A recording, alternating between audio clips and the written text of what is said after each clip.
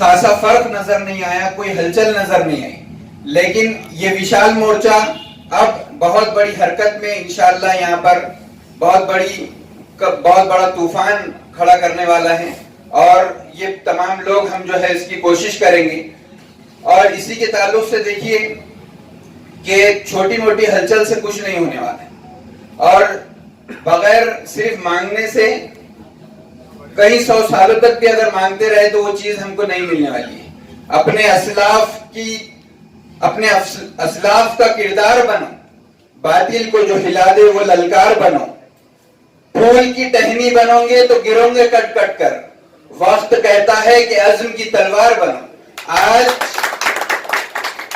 बहुत संभलने का मौका है, प्रोपेगेंडे समझने का मौका है और हम देख रहे हैं कि आए दिन डिक्लेयर करने के बाद भी ये हुकूमत हमसे वो हक हमारा हक है वो हमको देने को तैयार नहीं है। और इसीलिए जो है इस मोर्चे को पूरी ताकत से जहां जहां पर भी नौजवान इस मोर्चे के जो है बहुत अजीम किरदार अदा करने वाले हैं। और देखिए वक्त तो किसी के भी पास नहीं है, जो खाली भी बैठा हुआ है तो वो ये कह रहा है कि मेरे पास वक्त नहीं है। इसके लिए हमारे को जो है वक्त निकालना पड़ेगा, अपने काम को आगे पीछे करना पड़ेगा और इस हक को छीन कर लेना पड़ेगा। और जब तक ये आवाज सारे मुल्क में गूंजेगी नहीं, सारे मुल्क में ये आवाज पहुंचेगी नहीं, तब तक कोई हलचल यहाँ पर होने वाली नहीं है। वो खुद आकर आपको कुछ देने वाले नहीं है और सारी चीजें जो है आपके सामने हैं। ये मुद्दा है, उन्हीं में से कई मुद्दे हमारे सामने हैं, लेकिन उसमें से ये रिजोल्यूशन का बहुत बड़ा मुद्दा है। कई 10 सालों से ये मुद्दा चलता आ रहा है, उससे पहले भी कई मुसलमानों ने खड़े होकर इस मुद्दे को जो है उठाया था, लेकिन आज एमआईएम सारे हिंदुस्तान में जो है अपना डंका बजा रही है और इंशाल्लाह ये मोर्चा बहुत बड़ा जो है लहर तो इस तूफान के लिए जो है खड़ी करने वाला है। आप तमाम से अदबन गुजारिश है, जल्दी जो है मेहमान यहाँ पर आने वाले हैं। शारिक नक्शबंदी साहब भी यहाँ पर तशरीफ लाने वाले हैं कुछ ही देर में। मैं इस शेर पर जो है अपनी बात को खत्म करता हूँ।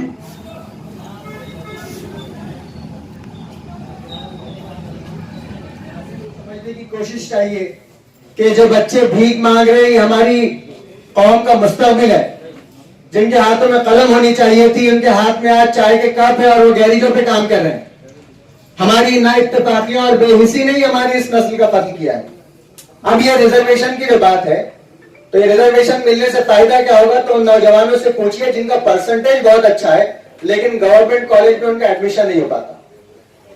बहुत सलाहियतमंद है वो, लेकिन जाइए घाटी के अंदर आपको उनका एडमिशन बने हुए हैं जो हमारे वोटों पर हमारा ही इस्तेहसाल एक अरसे से करते आ रहे हैं।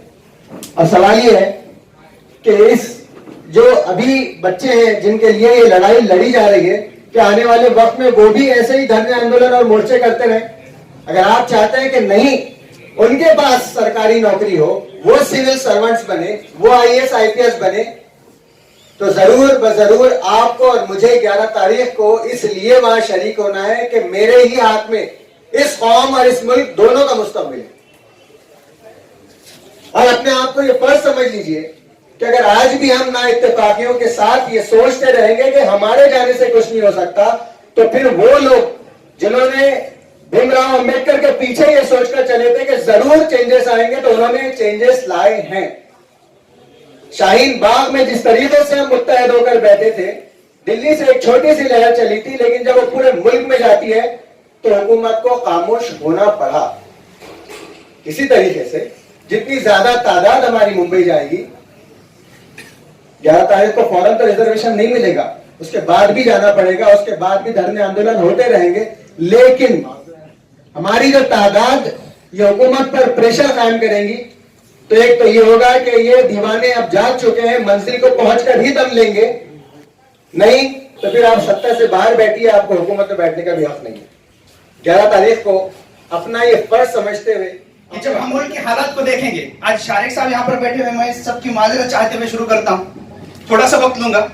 जब तक हमको ये समझ में नहीं आएगा कि इस मुल्क में क्या हो रहा है, तब तक हालात बदलने वाले नहीं है। इस बात को पहले समझना पड़ेगा।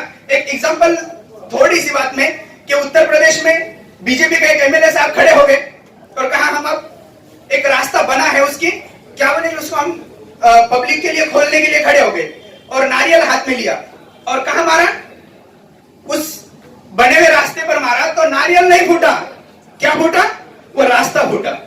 तो समझना पड़ेगा ये हुकूमत किस तरीके से काम कर रही है। अहम मसला यह है, हम रिजर्वेशन के लिए खड़े हुए हैं और मैं सबका शुक्रगुजार हूं कि आज कोई बोलने की हिम्मत नहीं कर रहा है, फिर भी इस डायस पे बैठे हुए लोग और ये मजलिस के जो कार्यकर्ता सब लोग हैं, ये खड़े होकर बात कर रहे हैं। हकीकत में इतना आसान नहीं है। लहू बोलेगा आस्तीनों का, एक शायर कहता है कि जो खामोश होगी जुबानी खंजर है, तो लहू बोलेगा आस्तीनों का, और जो जब आज के दौर में जो चुप पाए जाएंगे, इतिहास के इस कालखंड में वो कायर कहलाएंगे। और हकीकत कहना चाहता हूं, इस मुल्क में आज सबसे ज्यादा अगर कोई बोलने वाली जमात है तो वो मुस्लिम है। ये मैं फकर के साथ कहता हूं। एक माजरत के साथ मैं मराठी बोलना चाहूंगा। मैसेज जाना चाहिए, मैसेज पहले हमारा मैसेज जाना चाहिए मुंबई के लिए, इसलिए मैं आज ठाकरे साहब को भी यहां से बोलना चाहता हूं। जर आमच्या गोष्टी या ठिकाणी ऐकल्या जात नसतील, लक्षात ठेवा, जसा कृषी कायदा मागे घेतला गेला, मी या ठिकाणी खात्रीशीर सांगतो की सीएए, एनआरसी काय काय जे केलं असेल, एक दिवस असं येईल की याच डायसवरून मी या ठिकाणी आज याची ग्वाही तुम्हाला देऊ इच्छितो की हे सगळे कायदे मागे घेतले जाणार आहेत आणि त्याची जबाबदारी खऱ्या अर्थानं बाजू मांडणं गरजेचं आहे। त्यांनी दहशतवादी म्हटलं, खालिस्तानी म्हटलं, आणखी काय काय म्हटलं, परंतु त्या ठिकाणावर एकही किसान ज्याला आपण म्हणतो बाजूला हटलेला नाहीये आणि त्याचा रिझल्ट तुम्ही बघताय। पंतप्रधान देशाची उभा राहून म्हणतात, काय म्हणतात, माझी चूक झाली की माझ्या बांधवांना समजू शकलो नाही। बांधव कधी झाले ते, ज्यावेळेस कळलं की आता उत्तर प्रदेश जाणार आहे आणि माहिती आहे की दिल्लीचा रस्ता सुद्धा उत्तर प्रदेश मधून आहे, म्हणून ते कायदे मागे घेतले गेले। खऱ्या अर्थानं आपल्याला सुद्धा ही ताकद दाखवून द्यावी लागणार आहे की उत्तर प्रदेश जाणार नाही तर तो आम्ही हिसकावून घेणार आहोत। हे मजलिसच्या कार्यकर्त्यांनी तिथे जाऊन ज्यावेळेस सांगितलं, त्यावेळेस ते कायदे मागे घेतले गेले, हे तुम्ही ठामपणे या ठिकाणी सांगायला पाहिजे। मला काही गोष्टी या ठिकाणी नमूद करायच्यात, ते रस्त्याचा मुद्दा सांगितला तशाप्रमाणे आणखी भयंकर अशा गोष्टी आहेत। तुम्हाला एक गोष्ट खात्रीशीर या ठिकाणी सांगतो, दलित बांधवांसाठी मला बोलावं असं वाटतं की भीमा कोरेगावचं जो प्रकरण झाला, शारीक भाई, ही आपली जबाबदारी आहे की त्या लोकांना सांगून सांगावं लागेल की तुमच्यासोबत एवढा मोठा अन्याय झालेला आहे आणि म्हणून तुमच्यासोबत अन्याय झालेला असल्यामुळं जर आपल्याला बदलावं लागणार आहे सत्ता, तर ती एमआयएम मुळे बदलेल आणि म्हणून तुम्ही आमच्या सोबत या। ही गोष्ट त्यांना समजून सांगावी लागणार आहे। जर आपण समजावण्यात कमी पडलो तर या देशाला वाचवणारी दुसरी कोणतीच ताकद, दुसरा कोणताच समाज नाही, हे या ठिकाणी मला खेदाने सांगावं लागतंय। आमच्या आई वडिलांनी, आमच्या आजोबांनी, कितीतरी आमच्या बांधवांनी ज्यावेळेस स्वातंत्र्य लढा चालू होता, कोणी काय म्हणतंय 14ला मिळाली, कोणी म्हणतं मिळालीच नाही, कोणी म्हणतं काय काय म्हणायचं त्यांना म्हणू द्या। भांड आहेत, भांड म्हणजे काय, थोडक्यात थोड्या वेळेत 5-10 रुपये घ्यायचे, बोलायचं आणि निघून जायचं। परंतु आपल्याला समजून घ्यावं लागणार आहे की ही जी स्वातंत्र्य मिळालंय ते 47लाच मिळालं आणि त्याहीपेक्षा पुढे जाऊन मला असं सांगायचं की त्या ठिकाणी आमच्या आजोबांचं बलिदान आहे, आमच्या 1.25 लाख वलिमांचं बलिदान आहे, त्यामुळे ते स्वातंत्र्य पाहिजे आपण। या सगळ्या मुद्द्यावर मला या ठिकाणी बोलावं असं वाटतं, कारण आता छोटीशी गोष्ट, आरक्षणासाठी आम्ही या ठिकाणी उभे आहोत आणि संसदेने एक कायदा पास केलाय। आतापर्यंत स्वतंत्र भारताच्या इतिहासामध्ये जर कोणाला आयएएस व्हायचं असेल, जर कोणाला युपीएससी देऊन आयएएस व्हावं लागत होतं, परंतु आता यांनी असा कायदा पास केला की त्यांच्या आरएसएसचे चड्डीधारी लोक आता संसदेत जाऊन सचिव पदावर बिना परीक्षेचे बसणार आहेत आणि त्या ठिकाणी बसण्याची जबाबदारी ही कुठे ना कुठे आमची आहे, माझ्यासारख्या तरुण मित्रांची आहे आणि म्हणून आम्हाला आरक्षणाची गरज आहे, हे सुद्धा आपण पटवून दिलं पाहिजे। जेव्हा आज आपण बघतो की सगळ्या डिफेन्स सेक्टर मध्ये बघा किंवा सचिवालय चेक करून बघा तुम्ही, मी जाहीरपणे सांगतो की एकाच समाजाची ज्यांची लोकसंख्या या भारत देशाच्या फक्त 2 ते 3% आहे, अशा लोकांनी जवळपास 80% ऍडमिनिस्ट्रेशन कॅप्चर केलेलं आहे आणि त्यांना तिथून हाकलून देण्याची जबाबदारी संवैधानिक पद्धतीने आपली आहे आणि म्हणून आपल्याला या ठिकाणी आज बोलावं लागणार आहे। फक्त बोलणं ऐकणं या गोष्टी सोडून द्या। वाघ त्यालाच म्हणतात, शेर त्यालाच म्हणतात की जो दुसऱ्याच्या मोहल्ल्यात जाऊन सुद्धा सांगतो की मीच राजा आहे आणि आम्ही ते सांगणारच आहोत। आम्ही नाही घाबरत कोणाला आणि जर घाबरलं तर मग या क्षेत्रात येऊ नका आणि तुमचं या पुढचं जगणं, मी तर असं सांगतो की जर या देशाला हिंदू राष्ट्र उद्या कोणी घोषित करते, होणारच नाही नाऊजुबिल्लाह, पण जर झालं तर सगळ्यात मोठं नुकसान जो आहे तो हिंदू समाजाचा, हे आपण का सांगू शकत त्यांनी हिंदू राष्ट्र घोषित केलं, चातुर्वर्ण्यामध्ये असणारे कोण लोक त्यांचे गुलाम होणार आहेत? आम्ही का? आम्ही पहिल्यापासून कोणाचे गुलाम नाही, आम्ही फक्त एक अल्लाहचे गुलाम आहोत.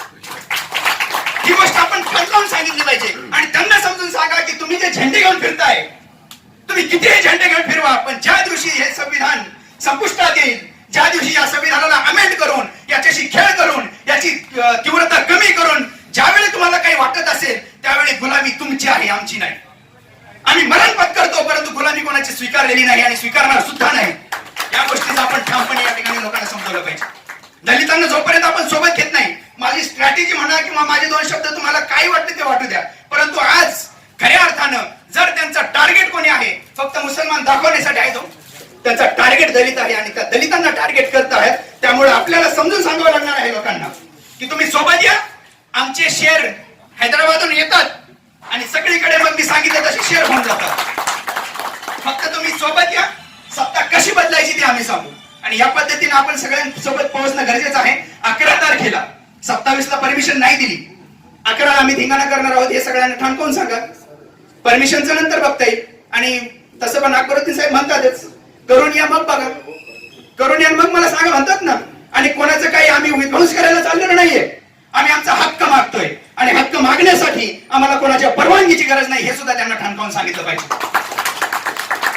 जर या सरकारने, महाराष्ट्र सरकारने मराठ्यांसाठी एक सारथी नावाची किंवा काय काय संस्था जर स्थापन केल्या असतील, दलितांसाठी ऑलरेडी संस्था आहेत, मग जर मुसलमानांसाठी एक संस्था मार्के नावाची स्थापन करण्यात येत नसेल तर आपल्याला रस्त्यावर उतरावं लागणार आहे. आणि हे या ठिकाणी मी सांगायला आलोय.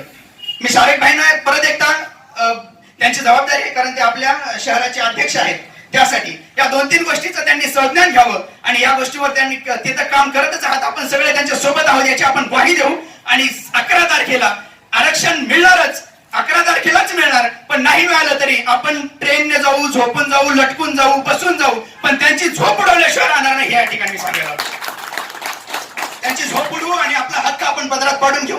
थोडं बोलून थांबतो. जय हिंद. वालेकुम वरहमतुल्लाहि वबरकातुहू. स्टेज पे तशरीफ फरमा हमारे शहर सदर शारेक नक्शबंदी साहब, पश्चिम के शहर सदर बबलू भाई उर्फ इमरान भाई, और स्टेज पे तशरीफ फरमा हमारे स्टूडेंट विंग के मराठवाड़ा सदर मजहर पठान साहब, औरंगाबाद जिला स्टूडेंट सदर अब्दुल रहमान साहब, हमारे साथ हमारे साथी अय्यूब वाजिद जागीरदार साहब, पूर्व के अध्यक्ष हमारे दस्तगीर खान साहब और तमाम मेरे मजलिस के साथी. इकोनॉमिकल कंडीशन, एजुकेशन कंडीशन, ये जो है तो दलित समाज से पिछड़ी हुई है, ना कि बराबर पिछड़ी हुई है. तो हम किस दहाने पे आकर पहुंच चुके, इस बात को समझने की जिम्मेदारी हमारी भी है और आपकी भी है. हमने हमारे जो पहले जितने भी मुस्लिम कायदीन थे, चाहे वो राष्ट्रवादी रहो, कांग्रेस रहो, जो भी थे, उन्होंने हमसे वोट तो लिए मगर हमारे हुकूक को पामाल किया. हमारे हुकूक हमको अगर देते तो आज ये नौबत नहीं आती. आज हम जो है हिंदुस्तान के मुख्य प्रवाह में रहते थे. आज हमारी तादाद आदत और शुमार की बुनियाद पे हम हिंदुस्तान आजाद हुआ था जब भारत के प्रशासकीय अधिकारी या प्रशासन के अंदर काम करने वाले हम 33% थे, 33%. और आज का आदत और शुमार देखिए तो आप हैरान हो जाएंगे, 2% भी पूरे हिंदुस्तान के अंदर हम 2% भी नहीं. ये मंसूबे जिस पार्लियामेंट में बनते हैं, उस पार्लियामेंट में हमारी जब हिंदुस्तान आजाद हुआ था, जब तादाद क्या थी, आज तादाद क्या है, इस पे भी हमें गौर फिक्र करना बहुत जरूरी है. आज हमारे पास रिजर्वेशन के लिए हम लोग आपके बीच में आए हैं. ये कोई हमको फायदा होने वाला या पार्टी को फायदा होने वाला ऐसा कुछ नहीं, हमारे आने वाले मुस्तकबिल को फायदा होने वाला है. हमारे नौनिहाल जो नौजवान है उनको अच्छे अच्छे अपॉर्चुनिटीज मिलेंगे. उनको जो है आज देखा जाएगा एमबीबीएस का हो या इंजीनियरिंग का हो या बड़े बड़े जितने भी आईआईटी सेक्टर है, उसके अंदर मुसलमानों की परसेंटेज अगर देखा जाएंगे तो नहीं के बराबर हो रही है. मुसलमान ने 70 सालों में सिर्फ अपने बलबूते पर हिंदुस्तान में जितना भी कमाया, जितने टैक्सेस दिए सब अपने बलबूते पे दिए। हुकूमत के खैरात पे जिंदा मुसलमान कौम नहीं रही, और ना ही हम यहाँ की जो है आरक्षण जो है तो हमारा हक है जैसा कि दूसरे समाजों को दिया गया। इस बात को मद्देनजर रखते हुए आप सभी लोगों से गुजारिश है कि जो मिशन खासदार इम्तियाज जलील साहब ने उठाया है, एक ही मिशन मुस्लिम आरक्षण, हमारे शिक्षण के अंदर 5% आरक्षण, जबकि हाईकोर्ट बता रहा है देना है, तो हमें क्यों नहीं मिलना चाहिए। ये तिगाड़ी सरकार जो कांग्रेस, राष्ट्रवादी, शिवसेना की जो बनी, इनका कॉमन मिनिमम प्रोग्राम बना साहब, उनके अंदर ये मुद्दे लिखे गए हैं कि कॉमन मिनिमम प्रोग्राम के अंदर मुसलमानों को 5% आरक्षण दिया जाएगा। ठीक है, तो आज तक दिया क्यों नहीं? 2.5 साल होने के करीब आए, 2.5 साल हो जाएंगे, फिर क्या करेंगे? फिर थाले पीटेंगे। इससे पहले हमने 2014 से पहले जब इनकी कांग्रेस और राष्ट्रवादी की सरकार थी, उन्होंने एक अध्यादेश निकालकर हम लोगों को एक लॉलीपॉप चॉकलेट देकर चले गए। अध्यादेश निकाले, ऑर्डिनेंस, जबकि विधानसभा और विधान परिषद के अंदर पूर्ण बहुमत होने के बावजूद उन्होंने जो है तो इसको कानून नहीं बनाया। अगर इसको कानून बनाते तो आज हमारा मुस्तकबिल भी कहीं ना कहीं आगे चल रहा होता, मगर उन्होंने हमको क्या किया, उनको उनकी नियत ही नहीं हमको देने की, तो इसलिए उन्होंने ऑर्डिनेंस लाए, अध्यादेश लाए, जो 6 महीने के बाद अगर उसको दोनों सभा के अंदर बिल पास नहीं कराते तो कोलैप्स हो जाता। बाद में आई बीजेपी की गवर्नमेंट, वो तो हमारे खुले दुश्मन, वो खुले दुश्मन और छुपे दुश्मन, हम जाए तो जाए कहाँ। बात तो ये, हमारे पास अल्टरनेट नहीं था। आज मजलिस इत्तेहादुल मुस्लिमीन की शक्ल में हमें अल्टरनेट भी मिला, और ऐसा बासलाहियत, बा एजुकेटेड बैरिस्टर असदुद्दीन अवीसी साहब, यहाँ के औरंगाबाद के खासदार इम्तियाज जलील साहब, जो पत्रकार भी है, पढ़े लिखे है, उनकी कामों से आज मुसलमान भी, कौम ही नहीं और कौमें भी जो है मुतासिर हो रही है उनके काम को लेकर। तो यही चीज है कि हम लोगों को सोचना है कि हमको करना क्या है। ये तो बात होगी कि हमें जरूरत है, अब इसको हासिल किस तरीके से करना चाहिए। एक ये लोकशाही के मार्ग से हम हासिल कर रहे हैं, दूसरी बात हम जाएंगे आरक्षण के लिए मांग करेंगे, मोर्चे करेंगे, धरने करेंगे, ये बात तो लोकशाही के हिसाब से ठीक है, मगर लोकशाही का एक मार्ग है। ये कौमें जब हमारे से वोट लेते, अपना सत्ता स्थापन करते, कोई मुख्यमंत्री बनता, कोई कैबिनेट मंत्री बनता, कोई पंतप्रधान बनता, तो इनको वोट के जरिए बनते नहीं। तो आज से हम ये आयत करेंगे और हम हमारे पूरे बच्चों से लेके बूढ़ों से लेके हमारी माओ बहनों को भी ये बताएंगे कि हमें जो है तो आप इन पार्टियों को जो है अगर ये हमारे हुकूक को नहीं देंगे तो हम इनको एक वोट भी, हमारे समाज का एक सिंगल वोट भी नहीं मिलने वाला। इस बात को अगर हम ज़हनशीन करें और इस बात का आयत लेके यहाँ से उठे तो इंशाअल्लाह हम ये सरकारें हमारे पैरों में झुकेंगी और हमें आरक्षण भी देंगे और हमारे हुकूक भी देंगी। मैं आपकी बात मुस्लिमीन की तरफ से कुछ गलतियां हुई हैं आपके वार्ड को लेकर, लेकिन अब हमें सभी उम्मीद है कि जो मोहब्बतें आपने असेंबली और पार्लिमानी इंतखाबात में मजलिस के साथ दिखाई थी, आने वाले इंतखाबात में इंशाअल्लाह अजीज आप अपने घर के बच्चे को, चाहे जो भी मजलिस इत्तेहादुल मुस्लिमीन का नुमाइंदा होगा, आप उसको औरंगाबाद म्यूनिसिपल कॉर्पोरेशन भेजेंगे इंशाअल्लाह अजीज। मेरे नौजवान दोस्तों, ये मैं जसारत कर रहा हूं मेरे साहिब की इजाजत से, जनाब डॉक्टर अब्दुल गफ्फार खादरी साहब की इजाजत से, कि कुछ अल्फाज आपके सामने कहो और आसपास के तमाम मोहल्ले जात के आप तमाम नौजवानों और बुजुर्गों को मजलिस इत्तेहादुल मुस्लिमीन के कायद जनाब बैरिस्टर असदुद्दीन ओवैसी साहब का पैगाम लेकर आया हूं कि महाराष्ट्र में पिछले कई सालों से तकरीबन हर सियासी पार्टी एन इलेक्शन के वक्त मुसलमानों को रिजर्वेशन की बात करती है। साल 2014 में जब इलेक्शन होने जा रहे थे, उससे पहले महाराष्ट्र में कांग्रेस एनसीपी की सरकार थी। ये सरकार के नुमाइंदे, खासतौर से इनके मुस्लिम एमएलएस, जब इलेक्शन का वक्त आया तब मंत्रालय में बैठ गए, धरने पे बैठे, ब्लैक बोर्ड्स बताए, काली पट्टियां बांधे अपने हाथ पे एनसीपी और कांग्रेस के एमएलएस ने कि मुसलमानों को रिजर्वेशन दिया जाए। और हुआ ये भी कि एक ऑर्डिनेंस पास हो गया कि भाई मुसलमानों को 5% रिजर्वेशन दिया जाएगा।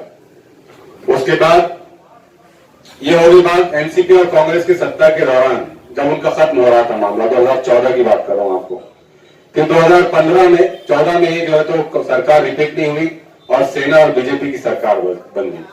उसके बाद 5 साल तक एनसीपी और कांग्रेस के तमाम मुस्लिम एमएलएज ने ये बात का ढिंढोरा पीटते रहे, सरकार के सामने धरने प्रदर्शन करते रहे कि मुसलमानों को रिजर्वेशन दिया जाए।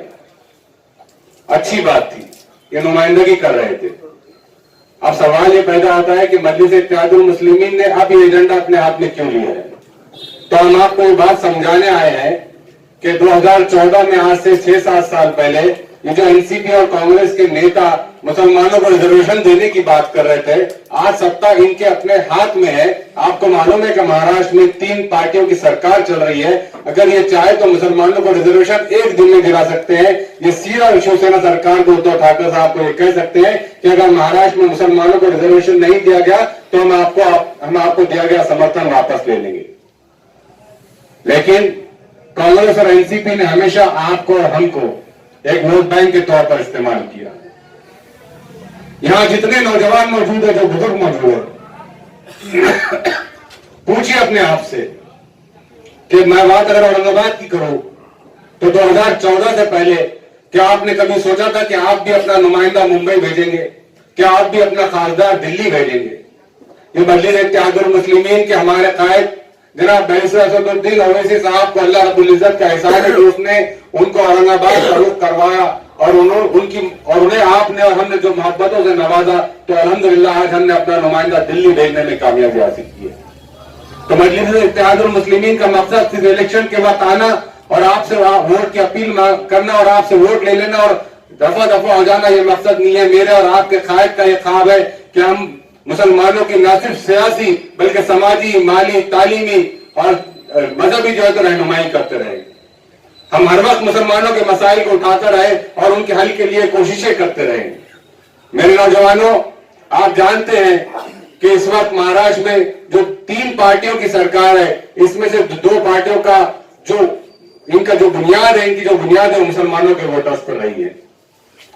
आपके दरमियान हो सकता है कि यहाँ पर कोई एनसीपी और कांग्रेस के चाहने वाले भी मेरे भाई मौजूद होंगे, लेकिन पूछिए अपने आप से कि कितने एनसीपी और कांग्रेस के मुस्लिम नेताओं ने मुसलमानों को रिजर्वेशन दिलाने के लिए उद्धव सरकार के सामने या शरद पवार साहब के सामने बात रखी? किसी ने नहीं रखी। उसकी वजह यह रही कि इन नेताओं ने हमेशा आपको और हमको होलसेल में बेचने का काम किया। इन्होंने पार्टी के अपने आला अकाओं को ये बताने की कोशिश की कि औरंगाबाद के मुसलमान, महाराष्ट्र के मुसलमान हमारे पीछे है और आप चाहे तो जो चाहे वो कर सकते हैं, बस आप हमारे वो लाल बत्ती की गाड़ी दे दो, आप हमारे वो फलाना पद दे दो। मजलिस इत्तेहादुल मुस्लिमीन एक वो वाहिद पार्टी है जिसने आपके और हमारे मसाइल को बेबाकी के साथ न सिर्फ उठाया बल्कि उनको हल करने के लिए 24 घंटे तैयार रही। रिजर्वेशन क्यों चाहिए हमें? यहां हाथ उठाकर बताइए कि कितने मेरे दोस्त हैं जो सरकारी नौकरियों में काम करते हैं। हाथ उठाइए, शायद 1 या 2 हाथ उठाएंगे ये 200 लोगों की गैदरिंग के अंदर। बताइए किसका भाई या किसका बच्चा आज एमआईटी में पढ़ रहा है? बताइए किसका भाई या किसका बच्चा आज मेडिकल कॉलेज घाटी में मेडिकल की तालीम हासिल कर रहा है? बताइए, इनमें से मैं आपको चैलेंज करता हूं। हम नहीं बता सकेंगे। उसकी वजह क्या है? उसकी 2 वजूहात है। पहली वजह तो यह है कि रिजर्वेशन नहीं होने की वजह से हमारे बच्चे के पास 70-80% मार्क्स होने के बावजूद भी उसको एडमिशन नहीं मिल पा रहा है। दूसरी वजह और सबसे अहम वजह कि हमारी माशी हालत, हमारी इकोनॉमिक कंडीशन इतनी खराब है कि हम लाखों रुपए फीस भरकर अपने बच्चों को बड़े कॉलेजेस में एडमिशन नहीं दिला सकते हैं। मजलिस इत्तेहादुल मुस्लिमीन के हमारे कायद का यही ख्वाब है। वो चाहते हैं कि दीगर बिरादरान वतन के बच्चे जैसे बड़े तालीमी कॉलेजेस में एडमिशन ले रहे हैं, वहां पढ़ रहे हैं, हमारी कौम के बच्चे भी वहां पर तालीम हासिल कर सके। मैं आप लोगों से जो बातचीत करना चाहता हूं, थोड़ा सा विस्तार के साथ, थोड़ा वजाहत के साथ करना चाहता हूं। कुछ बातें आपको समझना होगा कि ये निजाम कैसा चलता है। डॉक्टर बाबा साहब अम्बेडकर ने कहा था, मुझे आजादी नहीं चाहिए। आजादी ऐसे सिस्टम में नहीं चाहिए जहां हमको दूसरे दर्जे का शहरी बना दिया जाए। आजादी सिस्टम में नहीं चाहिए कि जात पात और मनुष्य संगति के बुनियाद पर कोई ऊंची जात और निचली जात हो जाए और निचली जात को जानवरों का शोक किया जाए। मैं उसमें इजाफा करते हुए कहना चाहता हूं, हमको ऐसी आजादी चाहिए जो भारत के संविधान का प्रीएम्बल का, कोई भी जब किताब लिखते ना उसका फर्स्ट पेज होता, उसको प्रीएम्बल बोलते हैं इंग्लिश में। प्रीएम्बल में क्या लिखा हुआ है? इक्वालिटी, फ्रैटर्निटी, सेकुलरिज्म, सोशलिज्म, सब बातें। इक्वालिटी कहां कहां? तालीम के मैदान में, माश के मैदान में, रोजगार के मैदान में सबको मिलना चाहिए। तो मैं बात अपनी शुरू करूंगा भारत के संविधान से, और जहां जहां अगर दो समाज के बीच में, दो कम्युनिटीज के बीच में एक बहुत आगे जा चुका है, एक बहुत पीछे है, तो उसको कैसा मौका मिलेगा? उसको मौका मिलेगा रिजर्वेशन के माध्यम से। और आपको बता दूं, महाराष्ट्र में रिजर्वेशन का जनक शाहू महाराज थे। शाहू महाराज एक बादशाह थे, मगर शाहू महाराज ने रिजर्वेशन डाला। और रिजर्वेशन कैसा किया उन्होंने? उस जमाने में ब्राह्मण समाज के बहुत ज्यादा लोग सर्विस करते थे, तो शाहू महाराज ने कहा कि ब्राह्मण का रिजर्वेशन 50% के ऊपर जाना नहीं। फिर उन्होंने तालीम के वास्ते मुसलमान बच्चों का हॉस्टल बनाया, दलित बच्चों का बनाया, इसका बनाया, उसका बनाया। तो शाहू महाराज ने अपने लेवल पर कुछ ना कुछ रिजर्वेशन के काम की शुरुआत की। वो प्रोसीजर इस वास्ते था कि जो तबकात माशी तौर पे पिछड़े भी है, तालीम के मैदान में पिछड़े भी है, वो जो तबकात आगे जा चुके हैं उनको कॉम्पीट कर सके, उनका मुकाबला कर सके। अब हुकूमत क्या करना चाहिए? हुकूमत ने ये समझना चाहिए कि ये रियासत में, ये देश में ऐसे कौन से तबकात हैं, ऐसी कौन सी जाति बिरादरियां हैं जिनकी तालीमी हालत दूसरे बिरादरियों के मुकाबले में कम है। महाराष्ट्र के हद तक महमूद रहमान कमेटी बैठी, उन्होंने 51 बिरादरी को आइडेंटिफाई किया। आप सुन लीजिए, भाजपा वाले बहुत ज्ञान की बातें करते हैं। उनका कहना है कि मजहब की बुनियाद पर रिजर्वेशन नहीं मिल सकता, और सुप्रीम कोर्ट भी यह कहता है, भारत का संविधान भी यह कहता है, मजहब की बुनियाद पर कुछ नहीं होगा। मगर मुसलमान समाज में वो जातियां जो पसमानदा है, उन जातियों को, उन बिरादरियों को रिजर्वेशन मिलना चाहिए। महमूद रहमान कमेटी ने 15% रिजर्वेशन की बात, 16% रिजर्वेशन की बात कही थी।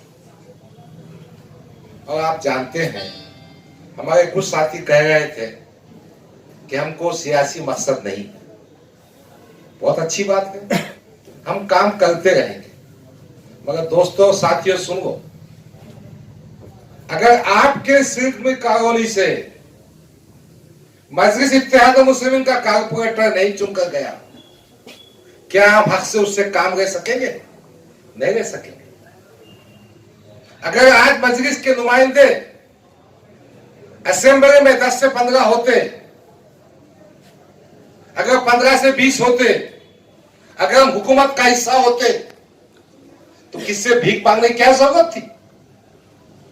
तो ये बुनियादी बात समझ लीजिए, हमको सियासी तौर पर ताकतवर बनना होगा। और ये समझ के लीजिए, ऐसी क़ियादत बनाना पड़ेगा जो फैसले कर सके।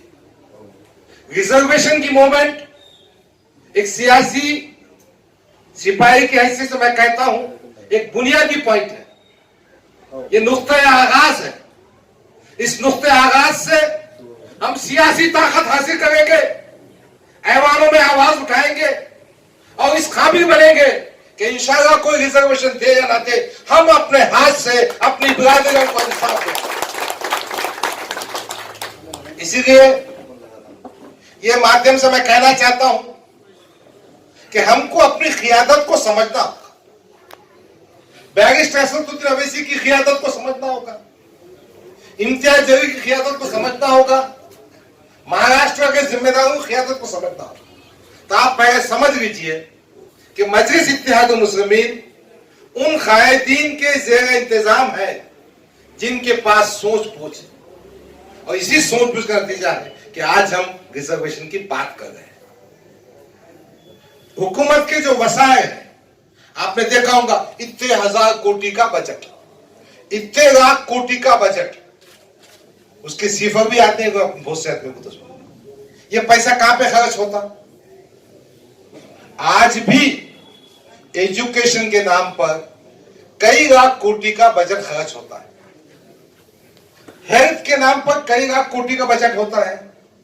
अगर आप हुकूमत में बैठेंगे, हुकूमत में रहेंगे, तो ये बजट खींच के अपने पास लाएगा। अब देखो कॉर्पोरेशन में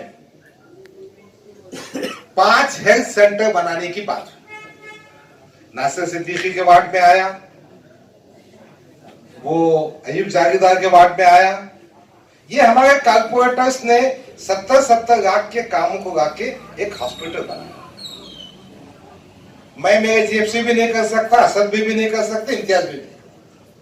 हुकूमत के फंड्स को, हुकूमत के वसाइल को जनता तक पहुंचाना, ये जो जिम्मेदार कॉर्पोरेटर हो, एमएलए हो, एमपी हो, वो ज्यादा से ज्यादा पहुंचाना चाहिए। रिजर्वेशन के पीछे मकसद ये है, हुकूमत की जो नौकरियां हैं, मैं कितनी नौकरी दे सकता? मैं एक ट्रस्ट का चेयरमैन, मेरे पास तकरीबन 450 लोग काम करते हैं। इंजीनियरिंग कॉलेज है, बीएड है, कोई ग्रेजुएट स्कूल है, कितने अपॉइंटमेंट कर सकता? मैंने मेरा हिसाब करके देखा, साल में 25 से 30 अपॉइंटमेंट मेरे पास होते। उससे क्या कौम का मसला हल हो सकता?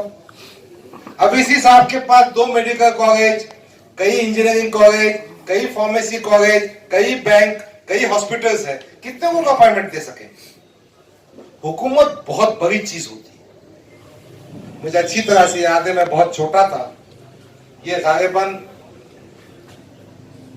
89 की बात होगी। वीपी सिंह आए थे, आम खास मैदान पे भाषण किए थे, डॉक्टर रफीक जकरिया के पर्चा। उन्होंने कहा, शाने और देशाने पैसे वाले लोग इस मस्ती में रहते हैं कि मेरा खानदान, मेरे बच्चे, मैं महफूज हूं। मेरा एक बंगला औरंगाबाद में है, एक महाबलेश्वर में है, 5 प्लॉट वहां है, 5 प्लॉट यहाँ है, मेरे खुद के बच्चे अच्छी तालीम हासिल कर रहे, वो उनका मसला है। गरीबियों को तो अपने क्या करने का है? चुनाव आएगा, 500 रुपए के वोट दे देंगे, 1000 रुपए के वोट दे देंगे। दोनों भी समाज को और अपने मुस्तकबिल को तबाह कर रहे हैं। वीपी सिंह ने क्या बोला था? उस वक्त प्राइम मिनिस्टर था, उसने कहा सियासत ही आपको मुकाम दिला सकती है। उसने एक सेंटेंस कहा था, अगर आपकी बस्ती में राइट का एक पोल लगाना है, खंबा, उसके लिए आपको कॉर्पोरेटर या नगर सेवक की जरूरत पड़ती है। वहां भी सियासत काम आती है। जो कॉर्पोरेशन ने पानी की पाइपलाइन मुहैया करने का काम है, वहां भी सियासत की जरूरत है। अब पगे गांव के वास्ते अपन लोग परेशान है, नागे गांव के वास्ते परेशान है, हमारी बस्ती में पानी नहीं आता, परेशान है। हम एजिटेशन करते, घेराव करते, मगर अगर हमारे कॉर्पोरेटर आए, हम महानगर पालिका में सत्ता में बैठे, तो यकीनन कुछ तो काम कर सकेंगे। तो बगैर मैं कहना ही चाह रहा था कि रिजर्वेशन हुकूमत की पॉलिसी है, हुकूमत का फैसला है।